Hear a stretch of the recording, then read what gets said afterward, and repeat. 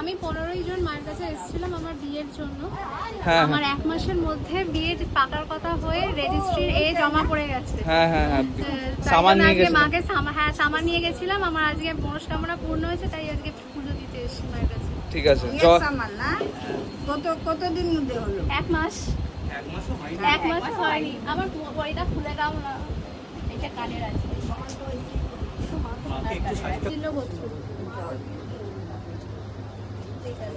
ঠিক আছে, আমি এই কাপড়টা মায়ের কাছে আমার সব কাছে